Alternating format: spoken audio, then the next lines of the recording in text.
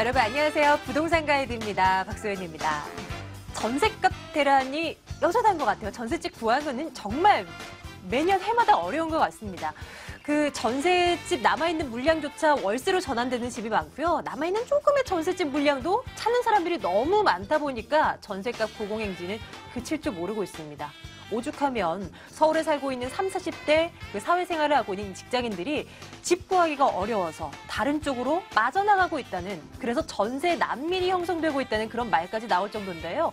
좀 전세난 이거 좀 해소돼서 전세 난민이라는 이런 용어만큼은 좀 사라졌으면 좋겠다는 하는 바람도 가져봅니다.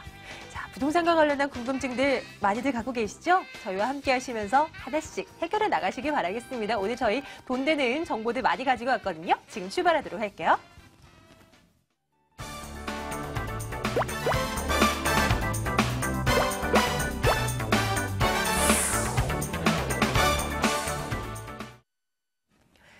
여러분들의 궁금증을 해결해 드리려면 여러분들의 목소리를 좀 들어야 됩니다. 그래서 전화번호 공지해 드릴게요. 02-2077-6330번 전화 열어두고 있고요. 문자 상담도 가능합니다. 02-797-0300번으로 질문 남겨주세요. 저희가 매일매일 시시각각 확인하고 있습니다. 언제든지 연락 주시기 바랄게요.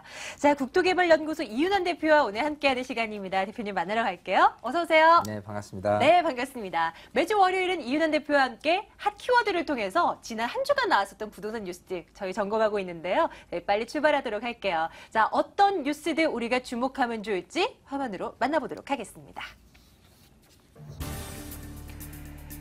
네, 청약통장 가입자 수가 매달 사상 최대치를 기록하고 있습니다. 초저금리 시대가 본격화되기 때문이다라는 분석이 나오고 있는데요.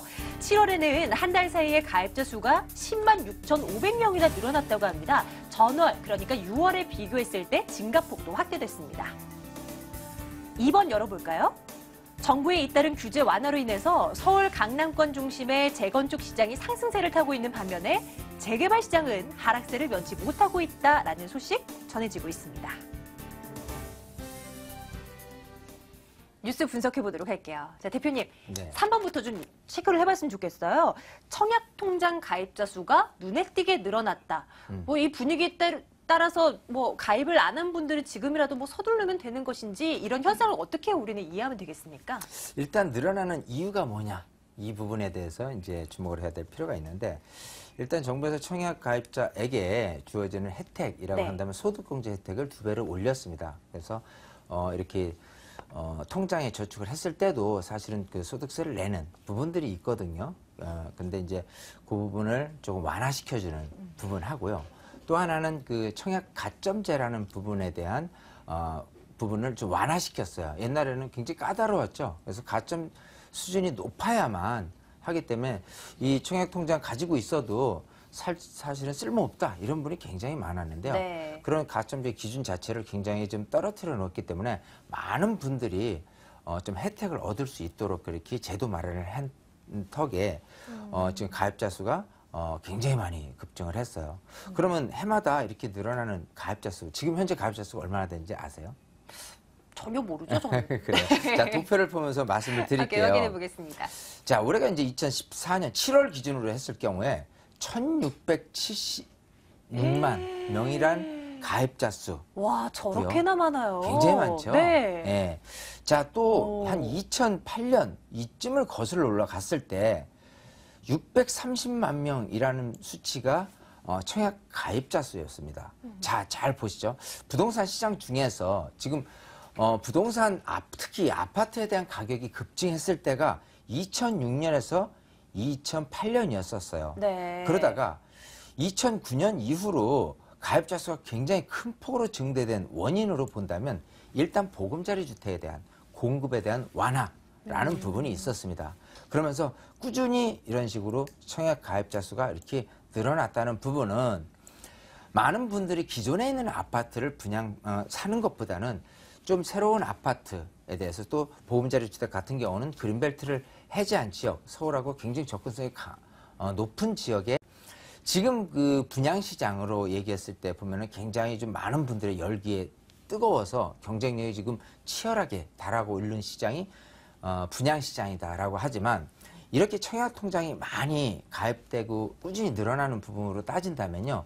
옥석을 가릴 줄 모르면 자칫 잘못했다가는 그냥 계속해서 분양되는 분양 열기에 휩싸여서 내가 산 아파트 가격이 오르지는 않을 수 있는 그런 분들입니다. 네. 무슨 소리냐면 기존에 있는 아파트가 거래되는 거 하고 새로운 아파트가 거래되는 하고 잠재 고객이 누구냐는 거죠.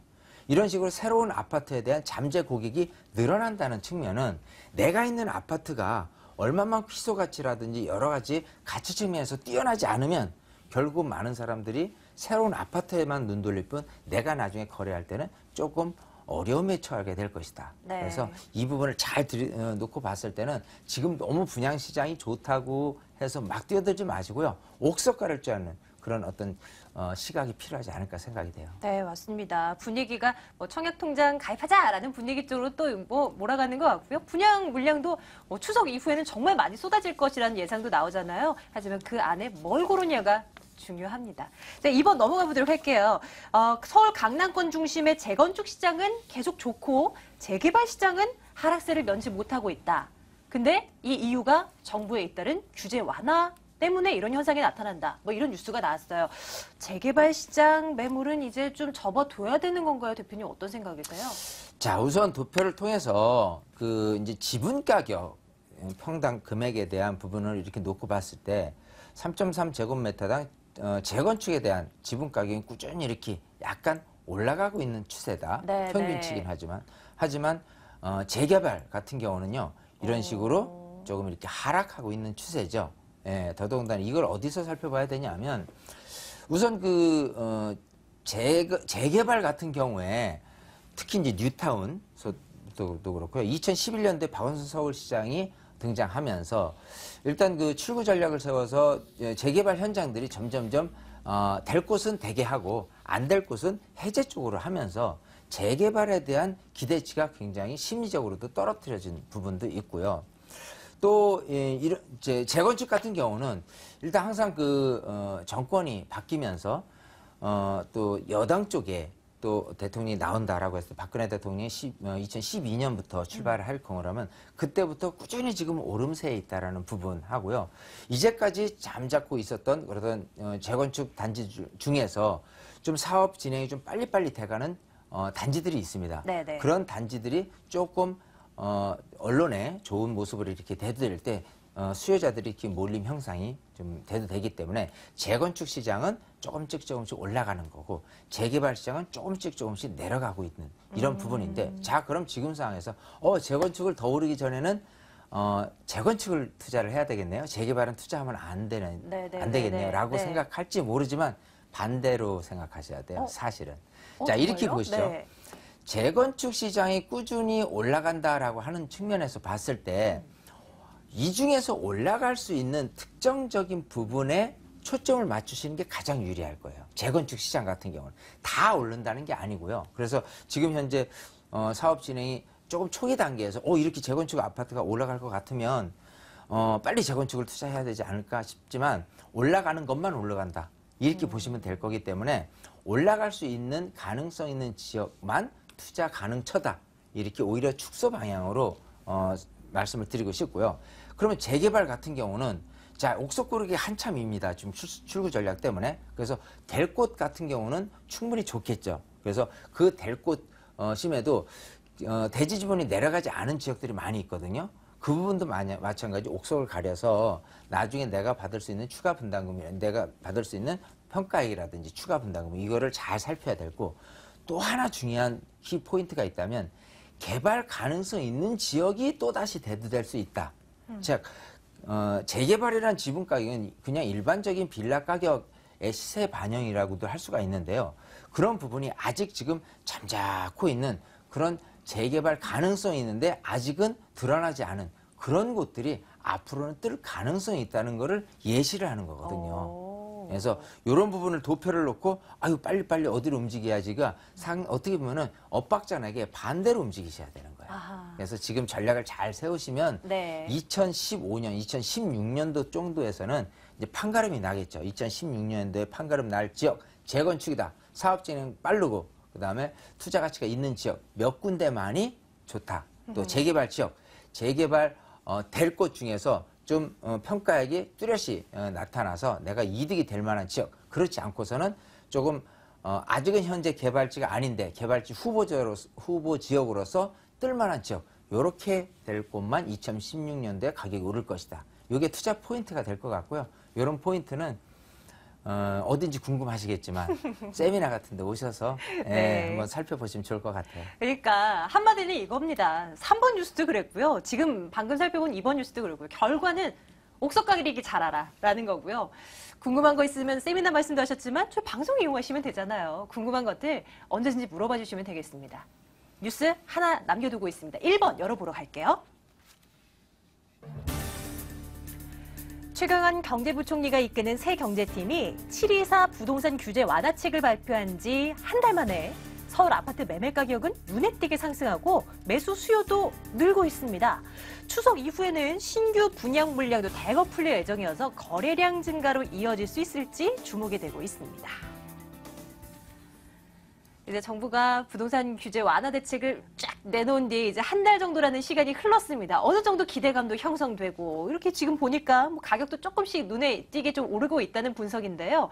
이것도 뭐 마찬가지로 해석해 볼 수 있지 않겠습니까? 역시나 고르는 게 뭘 고르냐에 따라서 또 달라지겠고. 이 뉴스는 어떻게 봐야 될까요, 대표님? 자, 일단은 그 정부가 왜 지금 빠르게 지금 지난 2월 26일 임대차 선진화 방안 이후로 3월, 4월, 5월 3개월 동안을 부동산 정말 침체된 상황 속에서 또 뭐 세월호 참사라든지 여러 네. 가지 안 좋은 상황들이 악재로 작용되면서 굉장히 침체됐던 부분을 왜 살려야 되느냐. 살릴 이유가 있다면 너무 전세 금액이 올라가고요. 매매 금액이 하락하거나 그대로 일 경우라면은 전체적인 경제에서 차지하기는 소비율이 오르지 않고요. 소비가 감소하는 경향이 많습니다. 자, 그 부분을 끌어당기기 위해서는 매매가라는 부분을 조금 더 부추기게끔, 그래서 전세 수요자를 매매로 전환하려는 그런 움직임이 돼야 되는데 그게 바로 정책이고요. 그래서 6월달 또 7월달 이렇게 최경환 그 후보자를 내세우고 또 이렇게 바로 발표를 하고 또 8월달 들어서 시행을 했어요. 그래서 어쨌든 이 신호탄은 지금 원래 여름철에는 비수기고요. 정부도 좀 급하지 않았다면은 추석 이후로 했을 텐데 그거를 여름 쪽에 타겟을 놓고 이렇게 출발을 한 겁니다. 그래서 매매가 변동률이 어느 정도나 조금 긍정적으로 받아들였냐면 올해 2014년도에 제가 매매가 변동률 및 역대 그 같은 기간에 대한 비교 수치를 해서 7월 달을 놓고 보는 거예요. 그래서 7월 달만 해도 이미 0.17%가 플러스된 그러면 2013년도, 12년도, 전년도들은요. 마이너스네요. 예, 여름 비수기에는 전부 다 마이너스였어요. 이런 부분이 긍정적인 신호탄이 될 수 있다라는 부분하고 여기서 이 거래량이 너무 못 미친다. 또 매매 금액 약간의 상승률이 너무 저조하다라고 한다면 추석 전후로 해서 정부에서는 또다시 대책을 마련해서 정부 정책으로서 인해서 매매 금액을 좀 끌어올릴 수 있는 그런 부분으로 가닥을 잡을 계획에 있습니다. 네, 그래서 이 부분은 굉장히 긍정적이에요. 사실은 좋긴 한데 자 그러면 전체적으로 이런 부분을 생각하면 되죠. 야 지금 시장 중에서 크게는 아파트 분양 시장이라든지 경매 시장이라든지 이런 부분이 굉장히 좋아요. 근데 아까도 말씀드렸다시피 아파트 분양 시장이 너무 이렇게 앞으로 가격이 오를 텐데 빨리 뛰어가서 물건을 사야지 뭐 이런 식으로 생각하지 않는 게 좋은 게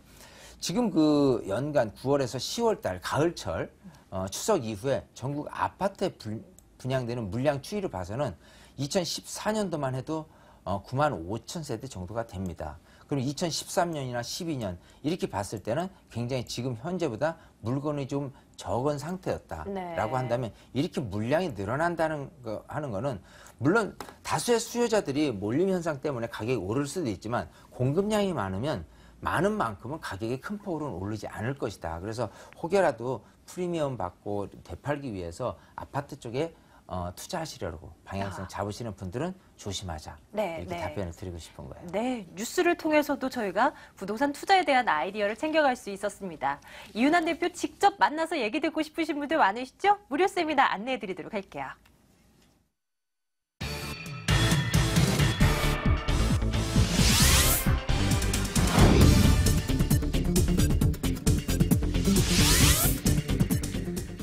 이은한 대표의 무료 세미나입니다. 올 하반기 투자 지역 재테크 전략 전해드립니다. 8월 30일 토요일, 9월 1일 월요일 오후 1시에서 4시까지 진행되고요. 797-0300번으로 문의해 주시면 되겠습니다.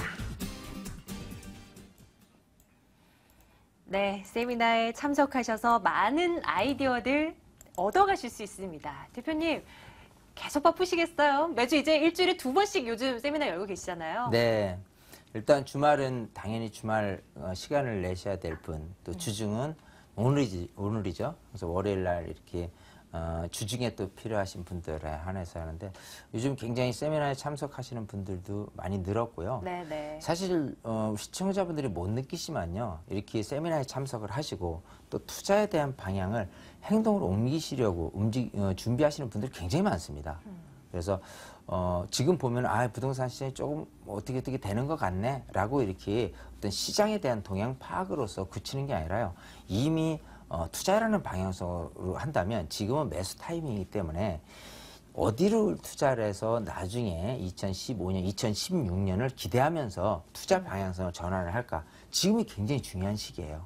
이럴 때 세미나에 오셔서 뭘 얻어내고자 한다면 시간을 읽는 겁니다. 타이밍을 보는 거하고 타이밍을 읽으려면은 세계 시장에 대한 동향도 살펴야 되고요. 네. 부동산 시장이 어떻게 흘러갈 것인지에도 살펴보셔야 될 거고 또 여러분들이 가지고 있는 부동산의 지금 상황들이 어떻게 진행되고 있는지 이걸 좀 객관적으로 평가받을 필요도 있는 거고 그래서 여기서 쉽게는 이 시간을 통해서 얻어가시는 것도 많겠지만 세미나 같은 경우는요.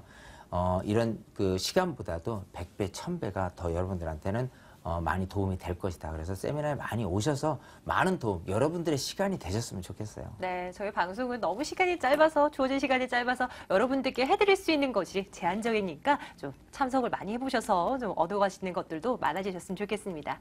자, 이제는 여러분들 만나러 갈 시간이네요. 전화 상담 저희 진행하고 있는데요. 첫 번째 시청자님 만나러 가겠습니다. 02-2077-6330번 기억하시죠? 첫 번째 시청자님 만나봅니다. 안녕하세요, 시청자님. 네, 안녕하세요. 네, 반갑습니다. 네, 네, 시청자님. 반갑습니다. 네네. 네, 네, 뭐 좀 상담 좀 하려고 이렇게 전화를 드렸어요. 어느 쪽이실까요? 네, 자양 4동인데요. 예.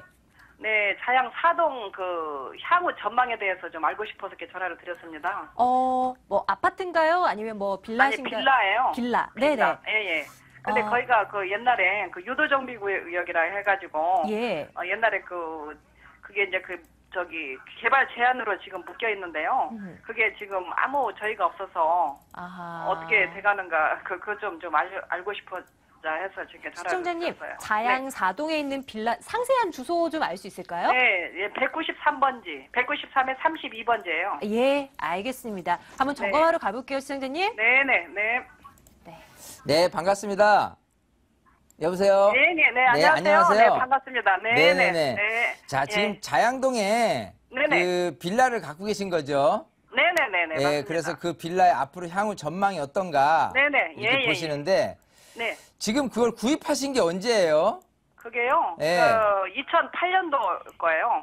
2008년이요? 네, 한 7, 8년 자, 됐습니다. 그러면 뭐 그때 분위기상으로는 네. 그 한강 르네상스 사업해서 네. 네네. 유도정비구역, 전략정비구역 10군데 중에서 네네. 자양동이 뜬다라고 해서 투자 측면에서 이렇게 구입을 하신 것 같아요. 네네, 맞습니다. 네네. 자, 그러면 이제 그때 이후로 네네. 살펴보면은 사실 그 서울시장의 그 방향성을 놓고 봤을 때 네네. 만약 오세훈 서울시장이 계속해서 임기 내에 있다면 네네. 좀 이렇게 자양동이 더 떴을 텐데 예, 예, 사실 예. 2011년도에 예, 예. 박원순 서울시장이 예, 예. 되면서 예, 예. 한강에 대한 사업이 일단은 예. 무산이 됐다. 예, 그래서 자양동이 일단은 전체적으로는 이제 분위기가 좀 가라앉았다라는 겁니다. 네, 그렇죠. 자, 근데 이제 기대치는 그거죠. 가라앉았으면은 언젠가 다시 조금 부활하지 않을까요? 네, 언젠가 네, 또 이 지역에 자체적인 개발 라인이 잡히지 않을까요? 이런 기대치를 예. 안고 이렇게 출발을 하시는데요. 예, 예, 예. 지금 위치하신 곳이 영동대교 북단 쪽에 오른쪽에 계시단 말이죠. 네네, 맞습니다. 자, 네. 이런 측면에서 이렇게 지도를 이렇게 놓고 보시면은 네네. 지금 이 광진구라는 지역에 예, 이렇게 예. 제가 표시된 곳 자체가 전체적으로 주거 지역이에요. 네네. 자, 이 맞습니다. 주거 지역 내에서 차지하고 있는 특히 이제 아파트를 제외한 지역 같은 경우는 네. 다 한강변에 배치된 곳이 많습니다. 네. 자, 근데 중요한 건 예. 이렇게 생각하실 거예요. 항상 이 분위기에 타서 한 경우하고요. 예, 예. 분위기가 실속적으로 간 경우 이 두 가지를 놓고 가야 되는데 네네. 분위기를 탄 경우라면 여기가 개발될 거래라고 해서 1차적으로 가격이 오르는 부분하고요. 예, 예. 2차적으로 가격이 오를 때는 예, 예. 서울시에서 아무리 좋은 계획을 발표된다고 손치더라도 그건 인센티브를 적용해 주겠다는 거지. 예, 예. 자체적으로 개발을 여기 그냥 무조건 시키겠다라고 하는 건 아니에요. 네. 그 부분이 뭐냐 하면 예, 예. 이 개발이 되기 위해서는 도정법상에서 재개발이라는 사업 방식으로 가야 되는 거고요. 예, 예, 그렇게 예. 되기 위해서는 노후도라든지 호수밀도라든지 접도이라든지 이런 부분이 다 맞아떨어져야 됩니다. 아, 예. 그런 부분에 대해서 제가 자양동을 좀 조사해본 결과치로 따진다면 네네. 노후도라든지 이런 비율들이 조금 많이 떨어지는 게 사실이에요. 왜냐하면 제 근간에도 예, 그 예. 신축 아파트, 신축 빌라 같은 경우들이 공급들이 많이 된 곳 중에 하나거든요. 예. 그래서 사업성으로 따진다면요. 네네. 당장에 예. 최소한 5년 안쪽으로는 되지는 않을 것이다라는 게 단점이에요. 아, 5년 안에는 안 입지적으로, 돼요? 예, 5년 안쪽으로는 되기 힘들다라고 생각이 돼요. 아, 재개발이요? 예, 재개발이. 아, 네. 일단은 근데 그 이제 이유 중에 네. 하나는 예. 일단 그 서울시장인 박원순 서울시장이 앞으로 또 4년 임기를 놔두고 있는데 예, 예, 예. 그 중에서 어떤 후보지로서 예. 한다면 일단은 실질적으로 이렇게 예. 아까 말씀드린 것처럼 재개발에 대한 가능성 여부를 타진해야 되는데 그런 네. 타진 여부 대상처에서 자양동은 조금 어긋나 있다라는 부분이 단점으로 작용되기 하는 거 하고요. 네네. 또 누군가가 서울시장이 된다고 손치더라도 예, 예. 또 바로 1년 안쪽으로 어떤 개발지를 이렇게 다시금 띄우기는 어렵습니다. 네, 그러니까는 이제 재개발이 5년 안에는 안 되더라도 그 전에는 이제 조금 그 후보 대상으로 이렇게 오르겠죠. 그렇죠. 오를 수 있는데 그게 5년 후쯤 돼서 그런 가능성을 다시 열어놓을 수 있다고 저는 예측을 하는 거예요. 그래요. 그래서 그러면 매도 5년 타이밍으로 동안, 본다면, 예, 예. 5년 동안에는 그래도 그 지분값 아니 그 집값 상승이 좀 있을까요? 여기는 뭘 들이켜 봐야 되냐면 옆에 성수 전략정비 구역이 있죠. 네. 예, 예, 예. 이 성수 전략정비 구역이 어떻게 흘러갈 것이냐. 예, 그 예. 기대치에 의해서 동반 상승할 수 있는 어떤 지리적인 여건이 있기 때문에 예, 그게 예, 예. 조금 탄력만 받는다면 그게 전부이지 그 이상, 그 이하도 아니거든요. 네, 네. 그래서 그 성수 전략정비 구역에 대한 모습만 잘 좀 살펴보면서 조금 네네. 분위기가 탄다라고 하면 그때 매도 타임을 잡고 빠져나오시는 게 좋을 거예요. 네. 아, 그래요. 네, 네. 그러니까 시청자님. 앞으로 5년 안에는 이제 그 매도를 해도 예. 되겠네요. 그렇죠. 네. 그래도 되겠죠. 네. 그 5년 안에는 좀 오르겠죠. 아니 오르는 게 네, 아니라 가격이. 5년 안쪽으로는 큰 폭으로 오를 소재가 없다라고 말씀을 드리는 거고요. 예, 예, 예. 일단은 그 안에 아까 말씀드린 대로 옆에 그 성수 전략정비 구역의 예. 호재에 의해서 동반 상승한다면 그때가 네. 타이밍이다. 아하. 네. 그렇지 않은 5년 동안은 계속해서 여기가 뜰 수 있는 호재거리는 안 나타날 수 있다. 이렇게 말씀드리는 네, 겁니다. 아, 시청자님 그러니까 5년 여기까지만 안에 좀 이렇게 정리를 해드리도록 할게요. 저희가 5년 방송 안에 시간이 파악을 했다 많지가 그거죠. 그 않네요. 말씀이죠. 시청자님, 저희가 방송 시간이 길지 않아서 여기까지 정리해드리고요. 다시 네네. 한번 방송 후에 전해주시면 자세히 네네. 상담해드리도록 할게요. 네네네, 잘 알겠습니다. 예, 네, 고맙습니다. 네, 안녕히 계세요. 네. 네. 뒷분께서 또 너무 많이 기다리셔서요. 시청자님, 안녕하세요.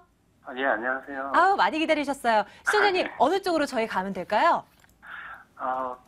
저는 자양동에 살고 있는 강성이라고 하는데요. 예, 예. 2011년도 상반기에 자양동 무성 7자 아파트를 25평을 실거주 목적으로 구입해서 살고 있고요. 아하, 네. 그래서 향후 전망이 좀 궁금하고요.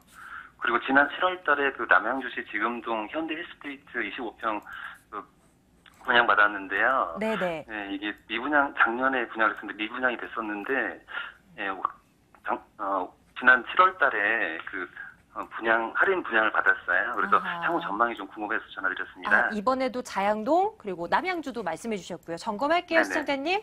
네네. 네, 대표님. 네, 반갑습니다. 예, 안녕하세요. 네. 자, 두 가지 질문 내용이에요. 자양동 우성 아파트에 거주를 하고 계시고요. 네네. 자, 또 하나는 그 남양주의 그 현대 힐스테이트 네네. 지금동에 있는 그 아파트를 분양을 받으셨기 때문에 2015년도에 그 입주 예정이죠. 그렇죠. 예, 맞습니다. 둘 다에 대한 전망성인데 예, 일단 예. 결론적으로 말씀드린다면 둘 다 좋아요. 아, 예. 자, 우선 그렇습니다. 자양동의 우성아파트 단지 지역 자체가 예, 세 가지 정도가 다 좋습니다. 일단 교통 환경이 좋죠. 예, 그리고 교육 환경이 좋아요. 예. 그리고 거주 환경이라는 즉 근처에 이제 할인점이라든지 백화점이라든지 예, 여러 가지 맞습니다. 쇼핑 공간이 있느냐 하면 그런 것도 좋고요.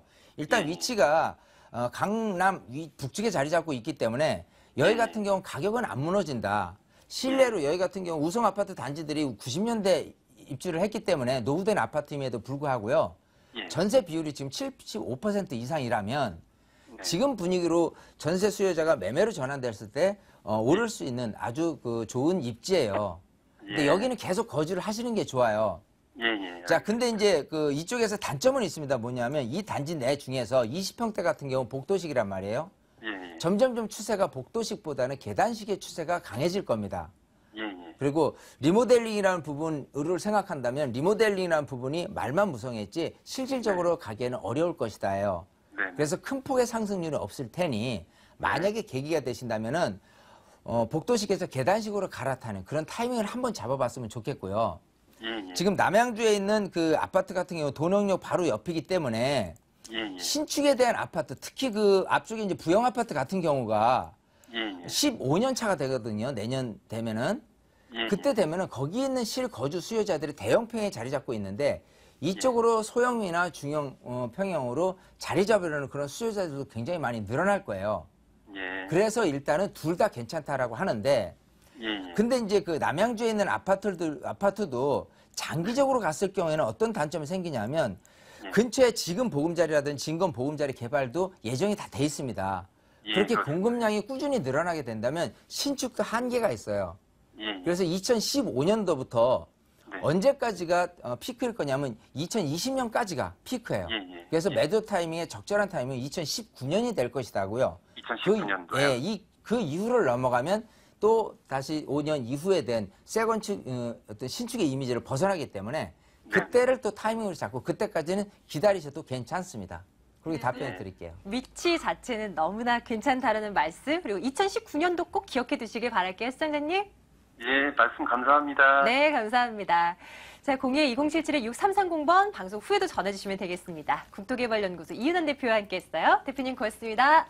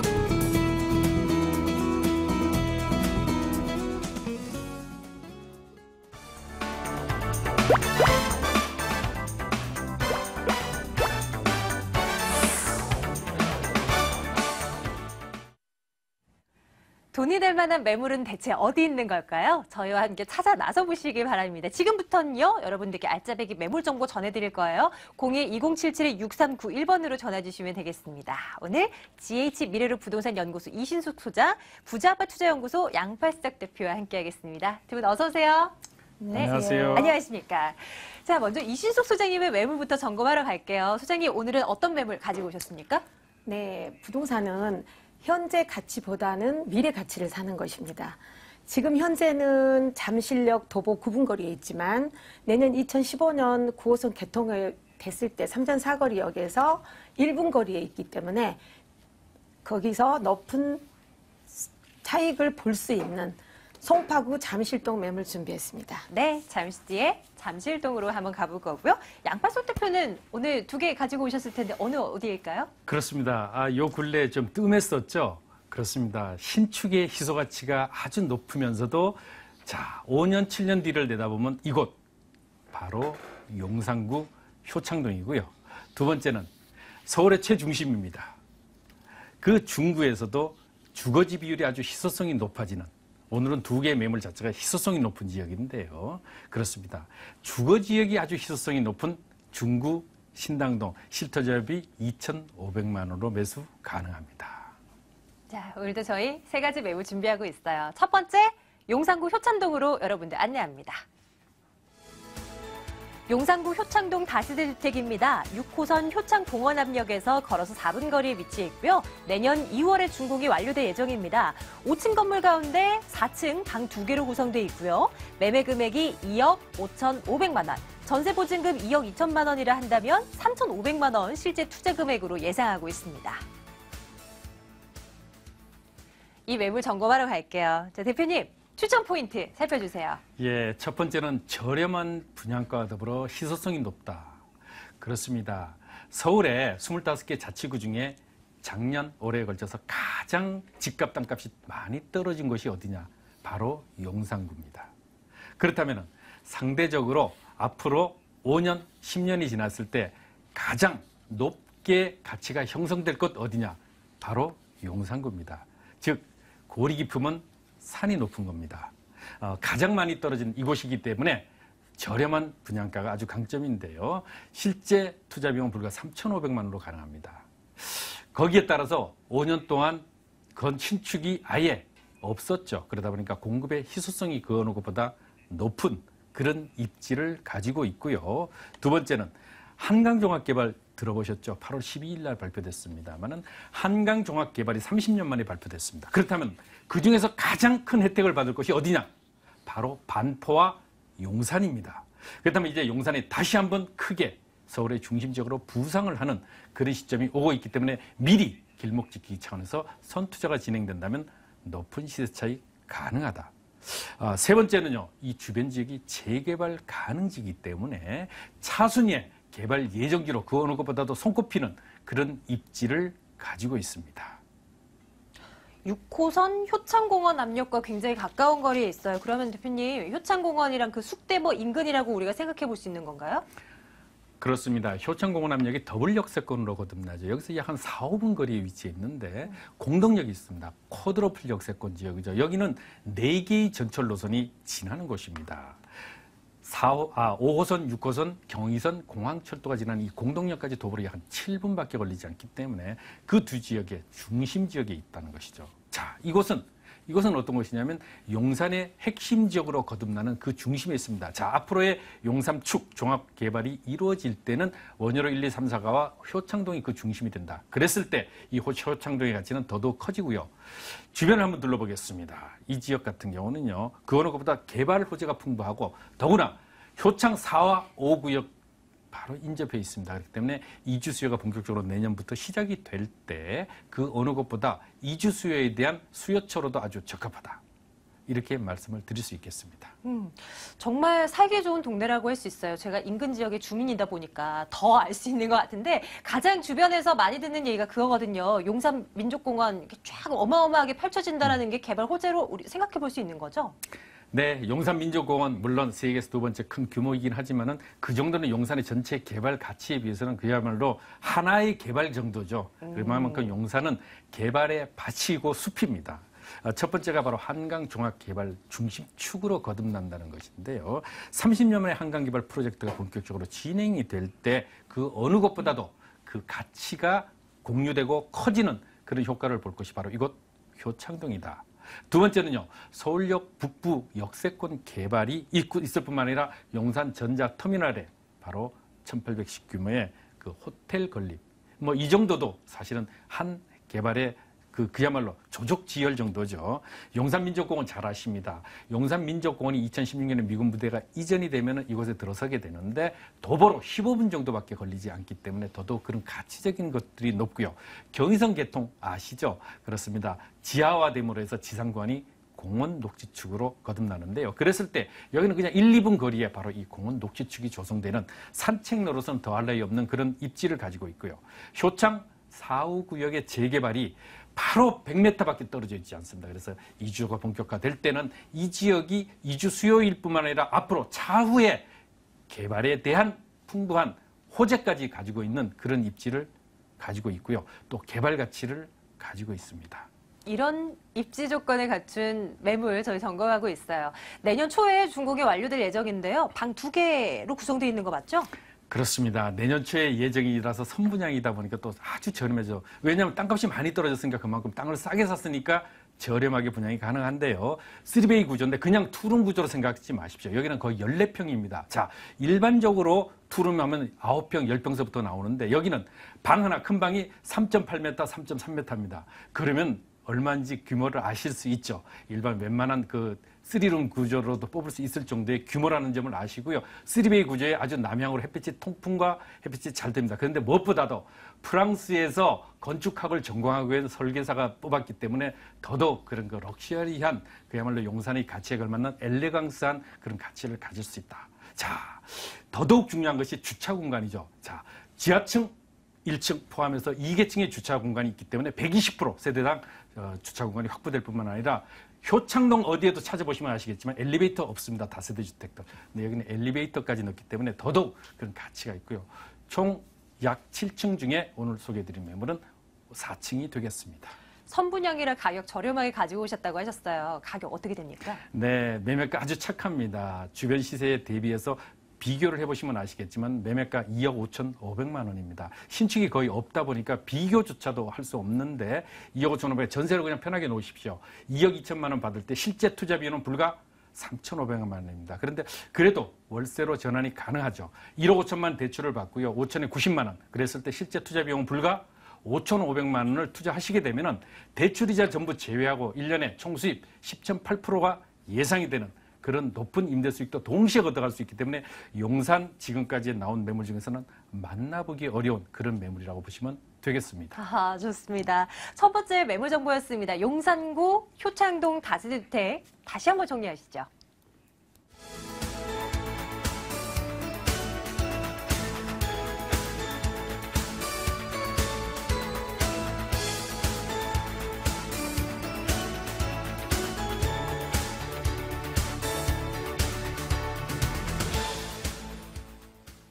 두 번째 매물은 이신숙 소장께서 준비하고 계십니다. 잠실동으로 여러분들 가시죠. 송파구 잠실동 다세대 주택입니다. 이 8호선 잠실역에서 걸어서 9분 거리에 위치해 있고요. 9호선이 개통되면 도보로 1분 거리에 위치해 있습니다. 올해 11월에 준공 예정이고요. 7층 건물 가운데 4층, 이번에도 방 2개 매물입니다. 매매 금액 볼게요. 2억 6,900만 원입니다. 전세 보증금 2억 2천만 원 예상하고 그래서 실제 투자 금액 4,900만 원으로 예상을 하고 있습니다. 송파구 잠실동에 위치한 다세대 주택입니다. 이신숙 선생님, 추천 포인트 어떻게 잡고 오셨어요? 네, 삼성동 랜드마크 개발 최대 수요지를 도보로 10분 이내에 있다라는 거고요.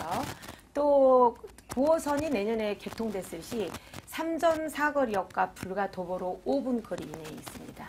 또한 삼전 사거리 상업지 확장을 줄 수 있겠는데요. 그렇게 되면 종상향에 따른 미래 가치를 줄 수 있겠습니다. 그렇다면 지금 실투자 시세 대비해서 한 300% 이상의 수익이 예상되는 지역이라고 말씀드리겠습니다. 알겠습니다. 지금 저희 두 번째 매물 정보 전해드리고 있습니다. 송파구 잠실동 다세대 주택 점검하고 있는데요. 다시 한번 정보 점검해 보도록 할게요. 7층 건물 가운데 4층이고 방 2개로 구성되어 있습니다. 욕실 1개로 구성되어 있고요. 분양 면적이 53.7제곱미터로 구성되어 있어요. 올해 11월, 그러니까 아직 준공이 완료되려면 좀 여유가 있습니다. 무엇보다도 위치적인 조건이 너무나 좋다는 거. 잠실역에서 도보로 9분 거리에 지금은 위치해 있지만 9호선 개통 예정이라는 호재가 우리에겐 기다리고 있죠. 이렇게 된다면 도보로 1분 거리 위치해 있습니다. 가격이 2억 6,900만 원으로 아마 잠실동에 위치한 매물치고 또 저렴하다라고 이신숙 선생님께서 말씀을 해주실 것 같아요. 추천 포인트 점검을 해보고 있는데요. 소장님, 아까 말씀해 주시 못했던 포인트들 더 점검해 주시겠어요? 네, 여기가 지금 현재는 9분 거리예요. 도보로 9분 거리지만 내년에 9호선이 개통됐을 시는 도보로 1분 거리라는 거. 그 내용이 가장 중요하고요. 또한 그 상위 종이 상향이 될 예정이기 때문에 종 상향에 따른 미래 가치가 높아서 또한 향후 실투자 대비해서 미래 가치 때문에 수익이 굉장히 높게 가치 있다라는 물건이라고 말씀드릴 수 있겠습니다. 네, 이 전철역 인근에서 교통 여건이 너무 좋다라는 거를 계속 강조해드리고 싶네요. 그만큼 입지가 너무 좋은데 입지 여건 점검해 주시겠습니까? 네, 잠실역, 신천역, 석천역을 도보로 현재는 9분이에요. 그렇지만 내년에는 2015년 개통 시에는 삼전사거리역 도보로 1분 거리에 있습니다. 아까 말씀드렸다시피 상업지로 종이 상향이 예상돼 있고요. 또한 올림픽대로나 강변북로를 강남의 접근성이 아주 뛰어납니다. 또한 자연시설로는 올림픽공원이라던가 한강 고수부지, 탄천, 석촌호수 등 아주 녹지가 풍부한 지역이고요. 또한 편의시설을 들자면 롯데월드라든지 이마트, 가락시장 등이 아주 인접해 있어서 삶이 풍요롭다고 말씀드릴 수 있겠죠. 주변에 개발 호재들 너무나 많은 곳이 또 잠실 이 지역 아니겠습니까? 하나하나 정리를 해봤으면 좋겠어요, 소장님. 글쎄요. 한마디로는 어떻게 말씀드릴 수가 없을 만큼 개발 호재 백화점이라고 말씀드릴 수 있겠습니다. 거기에서 대표적인 걸로만 말씀드리자면 제2 롯데월드가 지금 어느 정도 됐거든요. 근데 조금 있으면 이제 완공이 다 되는데 완공이 됐을 시 여기에 따른 그 고용 인원만 2만 3천 명이 상주를 하게 됩니다. 또한 연간 1억 명 정도가 방문자가 예상이 됐기 때문에 아주 이쪽에서는 매물로서는 좋은 매물이라고 말씀드릴 수 있겠고요. 또한 두 번째로는 한전 부지 매각을 들 수 있겠어요. 한전 부지가 이전을 합니다. 그럼 올해 말에 그 매각이 되는데 기업들이 지금 다퉈서 그거를 매수를 하려고 달려들기 때문에 이 매수를 기업이 하게 되면 굉장히 빠른 속도로 이게 이루어질 겁니다. 그렇다 보면 그 수혜를 직접적으로 볼 수 있는 도보로 15분 거리에 있기 때문에 수혜를 많이 입는다라고 볼 수 있겠죠. 그 또한 이쪽에는 개발호재 백화점이라고 아까 말씀드렸다시피 여기는 가든파이브, 문정 법조단지, 또한 잠실 관광특구 지정이라던가 너무너무 많아서 또 그 KTX 수소 역세권 개발도 있기 때문에 이런 곳에 인구가 어느 쪽으로 유입이 가능하겠습니까? 이쪽은 다 상업지이기 때문에 주거지는 잠실동 바로 인접해 있는 그쪽밖에는 없습니다. 그렇다 보면은 임대 수익이 상승될 거고 그렇다 보면 또한 자연히 시세 차익은 올라가게 되는 거죠. 그렇다면 두 마리 토끼를 한 번에 잡을 수 있는 좋은 기회라고 말씀드릴 수 있겠습니다. 야, 정말 개발 호재가 한 장으로 설명하기 어려울 정도로 너무너무나 많습니다. 올해 11월에 준공이 이제 예정되어 있는 방 2개의 매물인데요. 건물 어떻게 지어져요? 특징 알려주세요. 네, 7층 중에 4층입니다. 그 큰 거실과 방 2개가 아주 개방형으로 정남향으로 지어지게 되고요. 채광이 아주 3베이 구조다 보니까 좋습니다. 또한 고급 마감재를 시공을 하게 되고요. 유명 업체가 짓기 때문에 내부는 실수요자들이 아주 좋아하는 쪽으로 지어지기 때문에 고급재로 마감이 된다라고 보시면 되겠고요. 엘리베이터가 설치돼 있고요. CCTV는 물론이거니와 100% 주차가 가능하다라는 점입니다. 좋습니다. 이런 매물 과연 얼마나 좋은 가격대로 우리가 접근할 수 있는가 이게 좀 궁금하잖아요. 가격, 뭐 임대 수익률 예상한다는 거 뭐 그런 수치 좀 점검해 주세요. 네. 잠실치고는 그래도 조금 높은 매매가는 아니라고 봅니다. 저렴한 매매가인데요. 여기에 지금 매매가는 2억 6,900만 원입니다. 전세를 2억 2천에 놓을 시 실투자금은 4,900만 원이고요. 월세를 또 나는 임대 차익을 한번 보고 싶다 하시는 분은 대출 활용이 1억 8,400만 원 정도 됩니다. 그러면 보증금은 3천만 원에 100만 원이 되기 때문에 월세 시내 실투자금이 5,500만 원입니다. 대출 이자를 제외하고도 연 9% 이상의 수익이 되기 때문에 임대 차익과 시세 차익을 동시에 누려보시기 바랍니다. 송파구 잠실동에 있는 다세대 주택이었습니다. 화면으로 다시 한번 정리해 볼게요.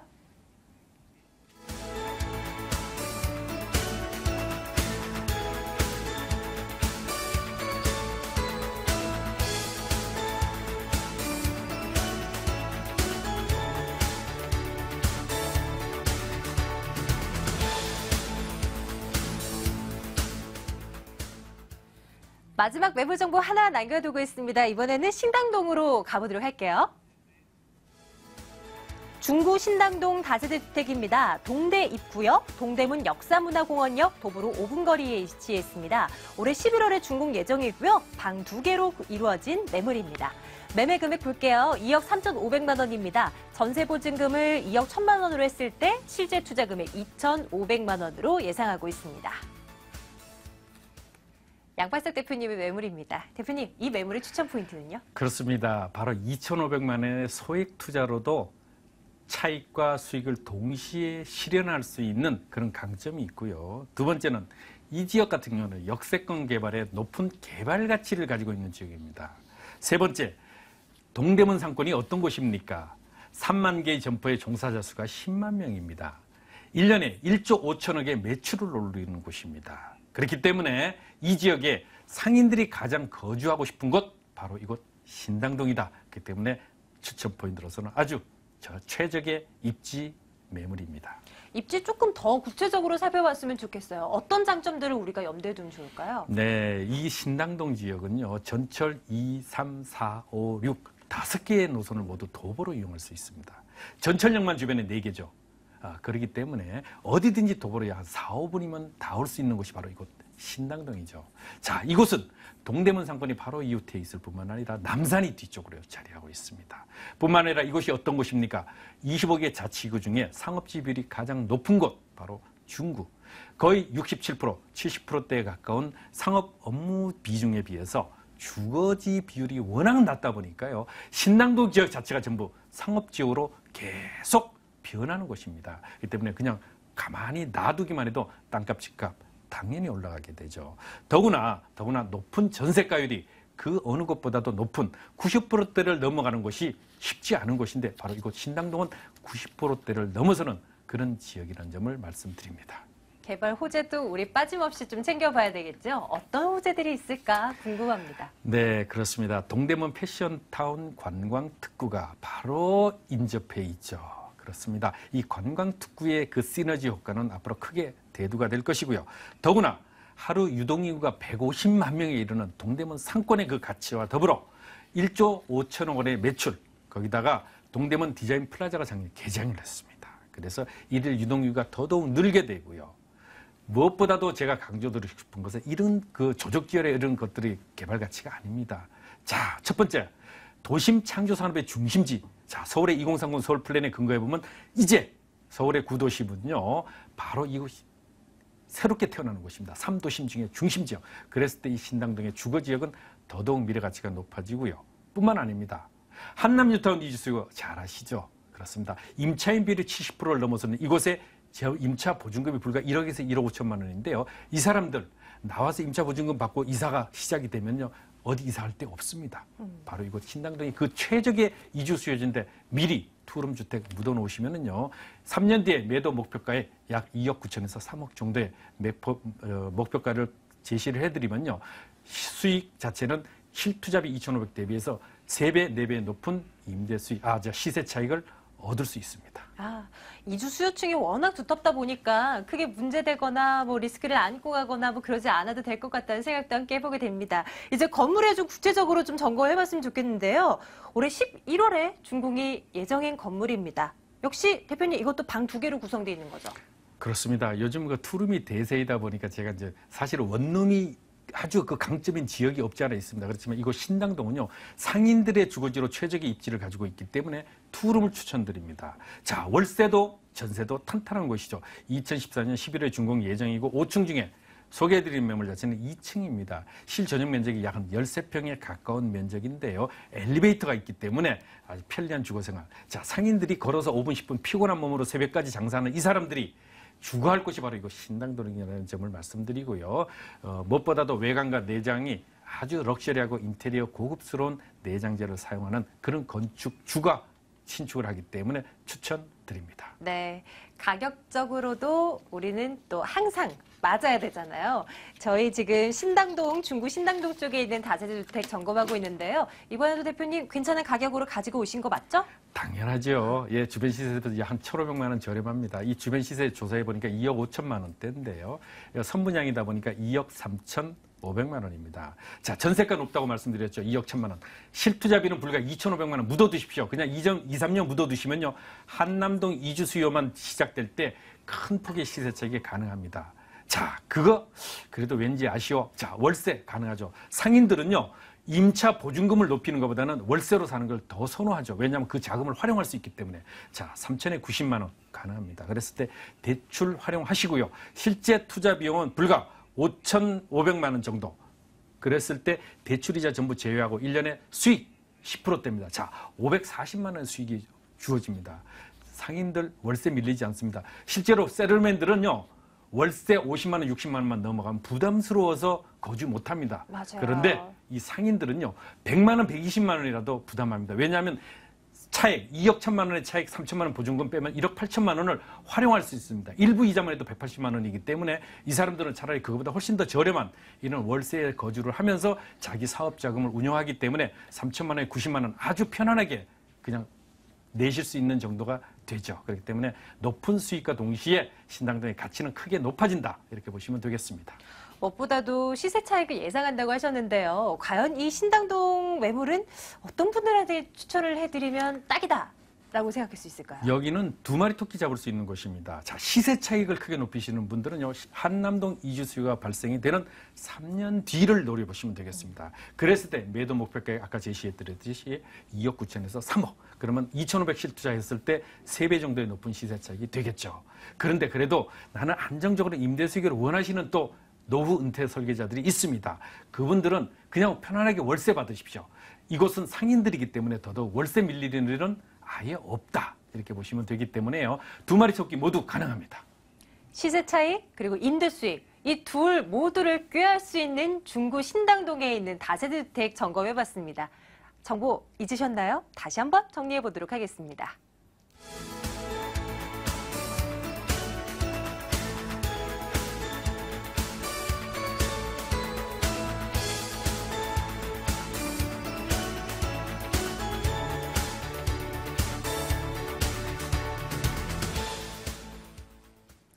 부동산 투자를 하고 싶은데 어느 곳에 투자를 해야 할지 모르시는 분들, 답답하신 분들, 저희가 전해드린 매물 정보가 도움이 되셨으면 좋겠습니다. 방송 끝난 이후에도 저희 전화 받고 있습니다. 02-2077-6391번으로 계속 전화 주시면 오늘 저희가 소개해드렸던 매물에 대한 모든 것들을 얻어가실 수 있습니다. 오늘 부자아빠 투자연구소 양팔석 대표, GH미래로 부동산 연구소 이신숙 소장과 함께했습니다. 부동산 가이드 여기서 마칠게요. 내일 뵙겠습니다. 여러분 고맙습니다.